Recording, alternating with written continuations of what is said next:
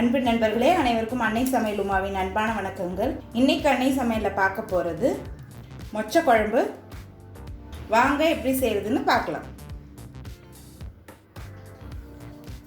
கடாயில் தேவையான அளவு நல்லெண்ணெய். இந்த குழம்பு நல்லெண்ணெயிலே பண்ணிங்கன்னா டேஸ்ட் ரொம்ப நல்லாயிருக்கும். கடுகு 1 டீஸ்பூன், சீரகம் 1/2 டீஸ்பூன், வெந்தயம் 1/4 டீஸ்பூன், கொஞ்சம் பெருங்காயம் சேர்த்துக்கலாம், கொஞ்சம் கருவேப்பிலை, பொடியாக நறுக்குன சின்ன வெங்காயம் 15 சேர்த்துக்கலாங்க.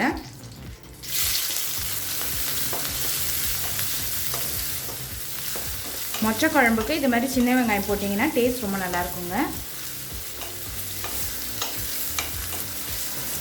அடுத்தது 10 பல் பூண்டு சேர்த்துக்கலாம்.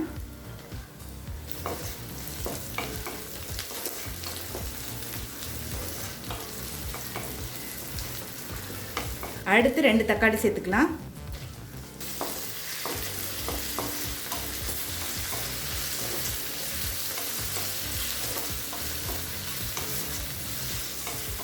தேவையான அளவு உப்பு.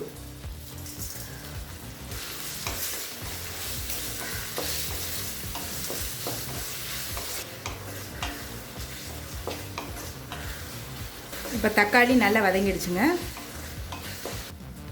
அடுத்தது 4 கத்திரிக்காய் சேர்த்துக்கலாங்க. 1 முருங்கைக்காய். காயை நல்லா வதக்கிக்கலாங்க.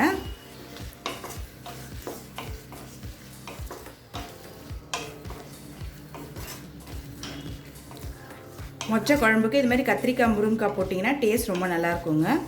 இல்லைன்னா கத்திரிக்காய் முருங்கைக்காய் போடாமல் கூட நீங்கள் செய்யலாம். கத்திரிக்காயும் முருங்கைக்காயும் நல்லா வதக்கியாச்சுங்க. அடுத்தது 1/4 டீஸ்பூன் மஞ்சள் தூள், 1 டேபிள் ஸ்பூன் மிளகாய்த்தூள்.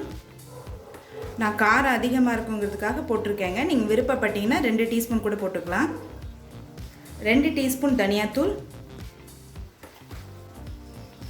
1 டீஸ்பூன் குழம்பு மிளகாய்த்தூள்.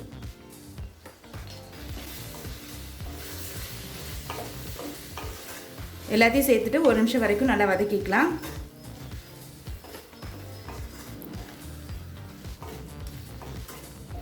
இது கூடவே 1 கப் தண்ணி சேர்த்துக்கலாம்.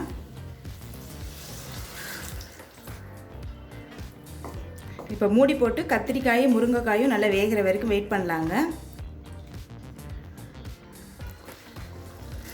பாருங்கள், கத்திரிக்காயும் முருங்கைக்காயும் நல்லா வெந்துருச்சுங்க. மொச்சையை 8 மணி நேரம் ஊற வச்சுடுங்க. ஊற வச்ச மொச்சையை குக்கரில் 5 விசில் போட்டு எடுத்து வச்சுக்கோங்க. இது மாதிரி நல்லா சாஃப்டாக இருக்கணும். இப்போ வேக வச்ச மொச்சை இதில் சேர்த்துக்கலாங்க.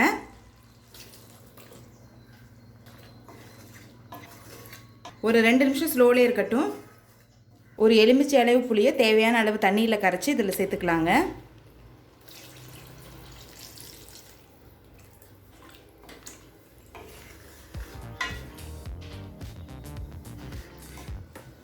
இப்போ புளி சேர்த்துட்டு நல்லா கொதிச்சிருச்சுங்க. அடுத்து 1/4 கப் தேங்காயை மிக்சியில் நைஸாக அரைச்சி இதில் சேர்த்துக்கலாம். தேங்காய் சேர்க்குறது ஆப்ஷனல் தாங்க. நீங்கள் விருப்பப்பட்டால் சேர்த்துக்கலாம், இல்லைனா வேண்டாம். இன்னும் கொஞ்சம் தண்ணி சேர்த்துக்கலாங்க.